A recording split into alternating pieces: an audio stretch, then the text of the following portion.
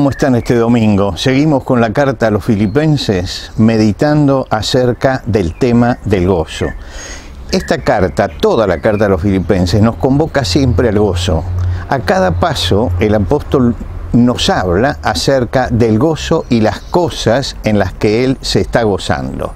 El resumen está en el capítulo 4, el versículo 4, donde dice Pablo: regocijaos en el Señor siempre, otra vez os digo, regocijaos. Ahora, hoy vamos a leer en el capítulo 1, desde el versículo 12 en adelante, del 12 al 18. Dice así: quiero que sepan, hermanos, que lo que me ha sucedido más bien ha servido para el avance del Evangelio, de tal modo que mis encarcelamientos por Cristo se han hecho evidentes en todo el pretorio y a todos los demás. Con mis encarcelamientos la mayoría de los hermanos ha cobrado ánimo en el Señor y más se atreven a hablar la palabra sin temor. A decir verdad, algunos predican a Cristo por envidia y por pelear, pero otros lo hacen de buena voluntad. Unos anuncian a Cristo por pelear y no con sinceridad, pues creen que así añaden aflicción a mis prisiones, pero otros lo hacen por amor y saben que estoy aquí para defender el Evangelio. ¿Qué pues diré entonces? Pues que a pesar de todo y de todas maneras, sea por pretexto o por verdad, Cristo es anunciado y en esto me gozo y me gozaré aún. Hasta aquí nada más en la lectura de la carta a los Filipenses. La gran pregunta que uno se hace cuando lee la carta a los Filipenses es: ¿podemos gozarnos realmente en el Señor siempre? Y la pregunta sería: ¿en toda circunstancia puedo gozarme en el Señor? Fíjense la situación que está viviendo Pablo. Ya no es la situación que veíamos al principio donde él recordaba, es la situación actual, la situación que él está viviendo en ese momento. ¿Dónde está Pablo? Está preso en el pretorio. Ahora, ¿qué es el pretorio? El pretorio es la casa de gobierno. Él está preso en ese lugar donde está el pretor, que es el jefe de los ejércitos romanos, donde está la guardia pretoriana, que es la guardia del César, la élite que cuida al César. Fíjense que esta guardia pretoriana era entre 9.000 y 12.000 hombres seleccionados especialmente para el cuidado del emperador. Él está encadenado en ese lugar. No es nada cómodo la situación que está viviendo. Está encadenado con 2 guardias alrededor, porque era la forma en que tenían los romanos de vigilar las personas, 2 guardias rotativas que iban cambiando, lo que quiere decir que ya no tenía la libertad de acción que tenía en otros momentos.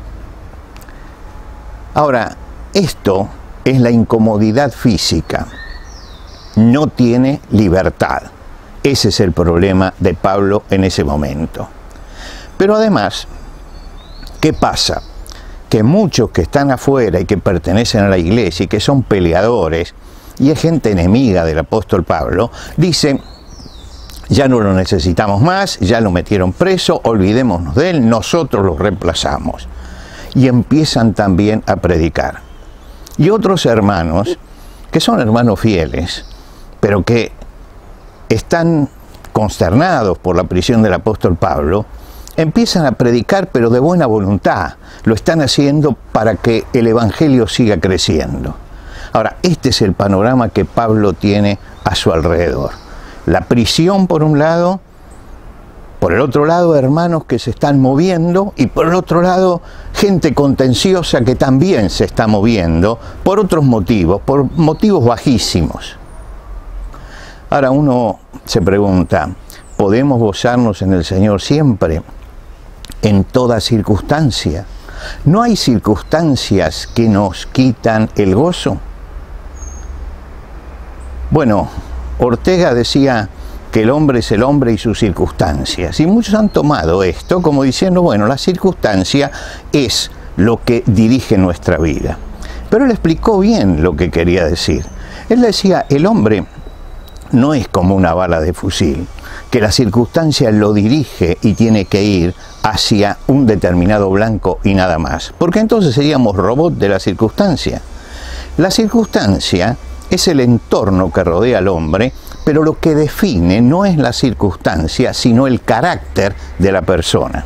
Tomemos por ejemplo el ejemplo de David. David estaba asomado en la terraza de su palacio y ve una mujer semidesnuda que se está bañando. Y bueno, comete adulterio, todos conocemos la historia. Uno puede decir, bueno, fueron las circunstancias. No, las circunstancias no fueron, fue el carácter de David que mostró su flanco débil, porque él podía tranquilamente decir que no.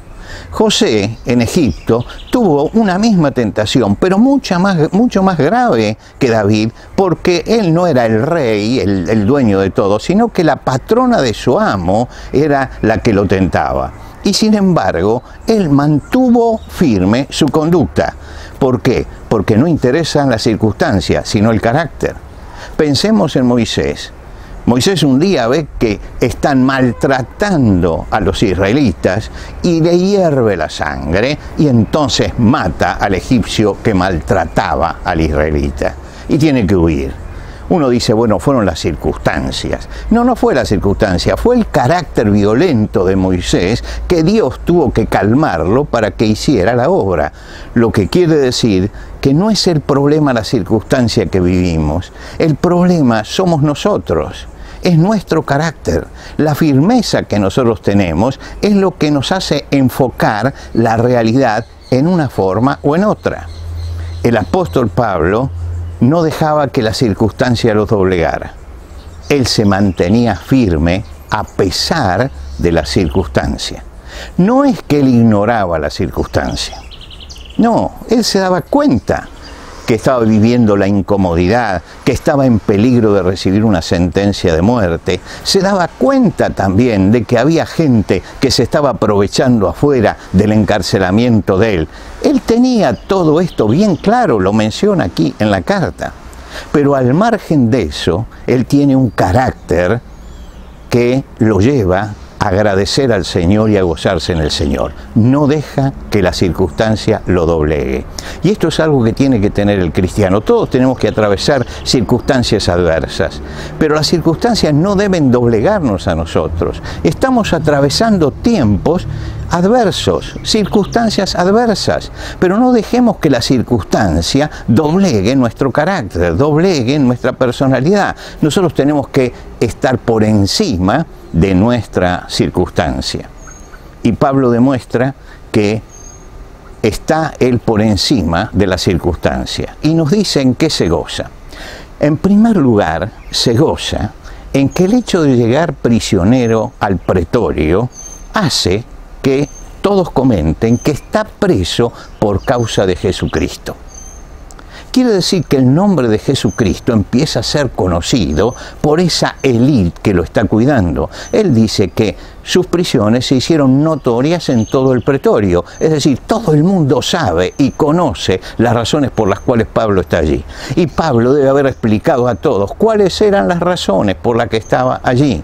Estaba porque había sido falsamente acusado por los judíos que querían matarlo y les explicó lo que había pasado en su vida y que él entonces tenía un compromiso con Cristo y pedía justicia al emperador. Y como era ciudadano romano, pues entonces estaba allí esperando. Pero ya tenía el testimonio de Cristo dentro del pretorio. Y como él va a decir más adelante, para mí el vivir es Cristo, entonces en eso se gozaba. En segundo lugar, se gozaba porque había hermanos fieles que no se animaban mientras que él estaba presente y trabajaba, no se animaban a salir a predicar, a hablarle a otros de Jesucristo, pero viendo que el brazo poderoso que tiene la iglesia, que era el apóstol Pablo, está preso, dice, ahora se animan. Y ya el nombre de Cristo empieza a ser conocido por la gente, porque hay otros que están hablando de Jesucristo. En esto también se gozaba. Y el tercer motivo es que los que buscaban pelea, dice, están predicando a Cristo. Entonces, si para mí el vivir es Cristo, me gozo porque en este momento en el pretorio se habla de Cristo. Los hermanos más débiles, más tímidos, ahora también están hablando de Cristo, y hasta los enemigos siguen hablando de Cristo. Por lo tanto, ¿qué diré entonces? Pues que a pesar de todo y de todas maneras, por pretexto o por verdad, Cristo es anunciado. Y en esto me gozo y me gozaré aún. Él encontraba, en medio de una circunstancia adversa totalmente, el motivo para gozarse en el Señor. Esta semana, en medio de las situaciones que estemos viviendo, busquemos que nuestro carácter cristiano se fortalezca en Cristo y busquemos gozarnos cada día en el Señor. Que Dios les bendiga.